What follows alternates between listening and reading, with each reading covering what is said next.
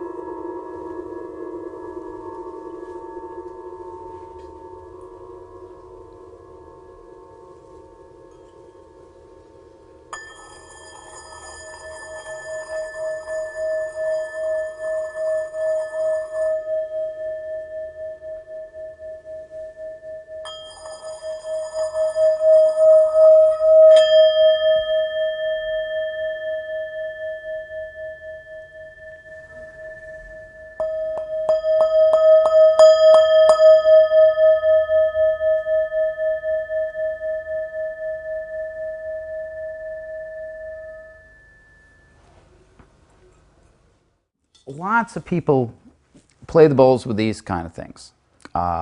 These come from Nepal, and leather on one side, wood on the other. Leather gives you the ability to bring out the low tones, the wood brings out the high tones. And but in order to use this, you got to hold the bowl, right? And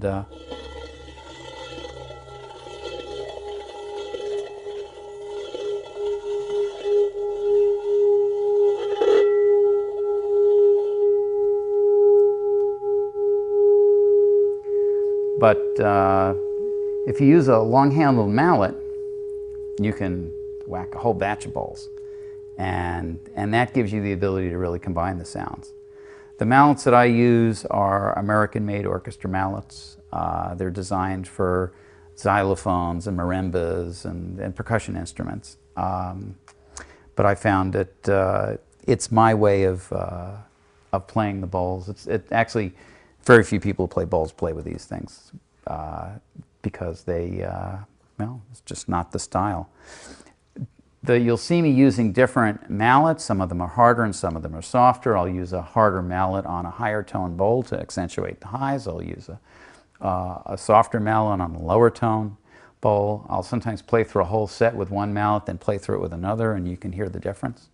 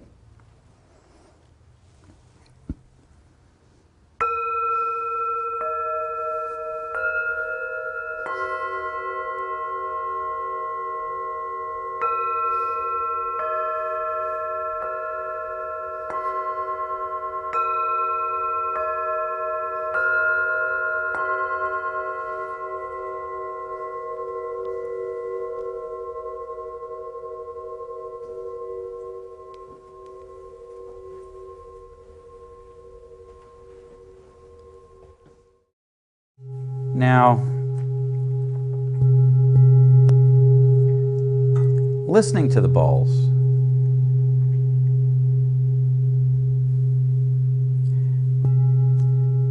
you understand that these bowls are vibrating at a frequency that that you can hear. They tend to be, the frequencies on these bowls tend to be between 50 hertz and 2,000. Not extremely high tones. Your ears can hear 20,000 hertz vibrations per second. But one of the things about a deep tone, or the kind of powerful tone that comes out of a bowl, is that it's not only going into your ears, it's going into the rest of your body. There's a whole lot of potential for the sound to affect you physiologically, as well as psychologically, as well as mentally. It's there. It's actually physical. So if you can let it in, the transformative power of the bowls can be unfolded in you.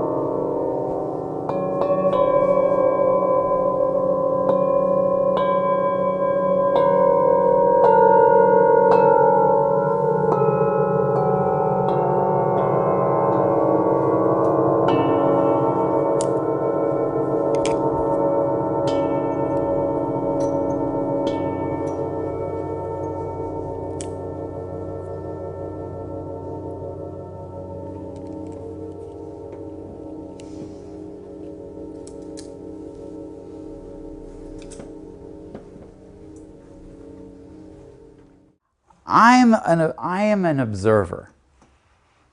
When I'm ringing a lot of bowls and I'm choosing a bowl or 2 or 5 or 20, I'm not changing the bowl is changing me. And the bowls that I like have a particular relationship of tones in them. I do want to say that the bowls that you're hearing here all have multiple tones. That's not true of all middle bowls. And the relationship of the tones within the bowls themselves are what makes a bowl a sweet or good sounding bowl, or a bowl that has some level of disharmony in it. The relationship of those tones is quite complex. When you hear a bowl that is disharmonious, you can tell. Even an uninitiated can tell.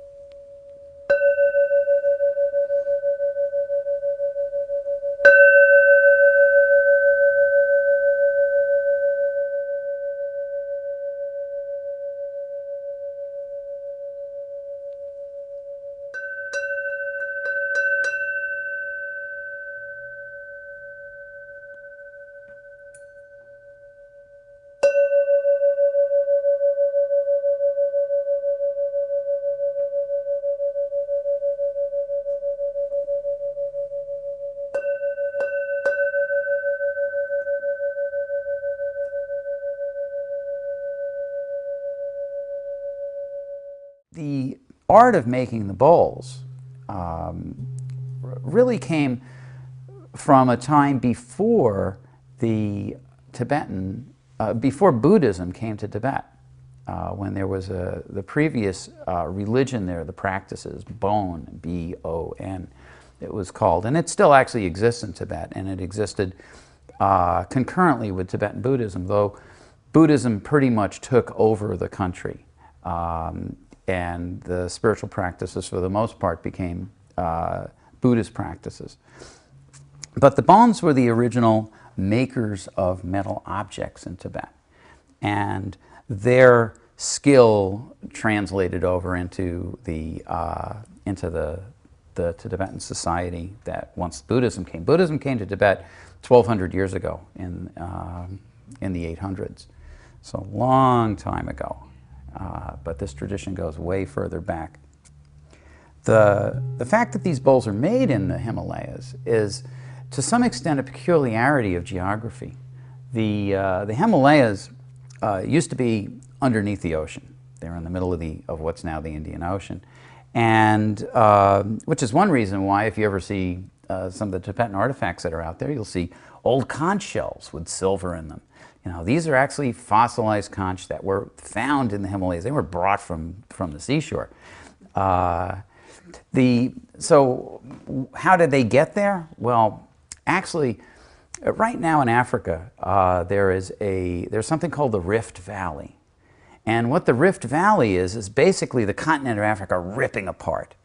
And at some time, 50 million years ago, the Rift Valley was a little bit further to the east, and what ripped off of Africa was India. India floated its way across the Indian Ocean, smacked into Asia, and the force of that collision began to raise up the Himalayas, because you have to squeeze your land into a smaller space.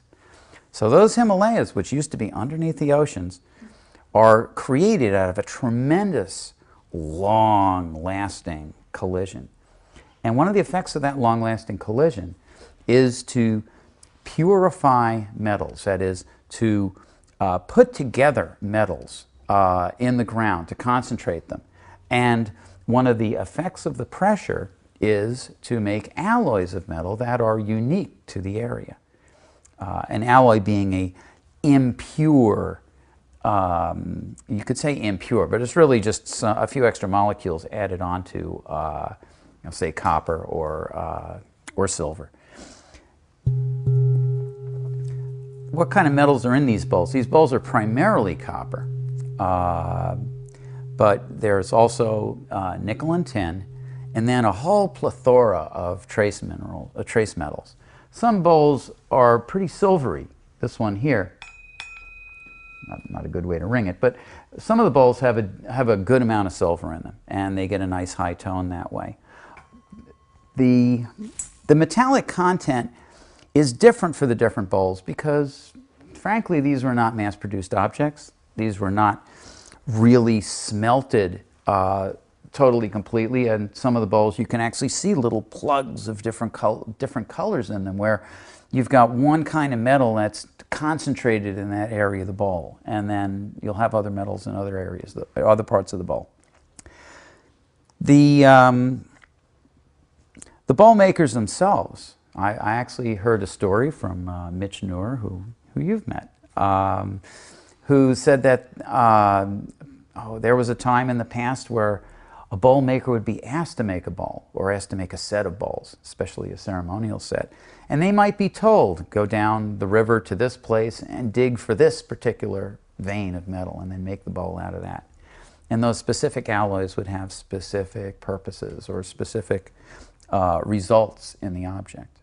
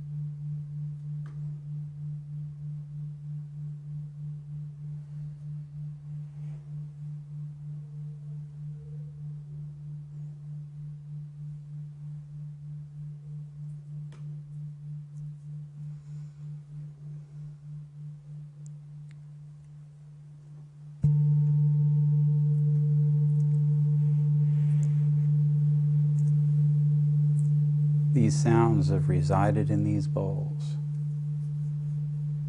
for decades, for centuries.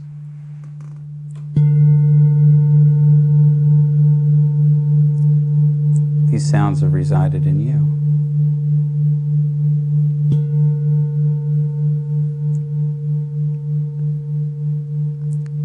Listen to the sound of the bowl. Listen to the sound of you.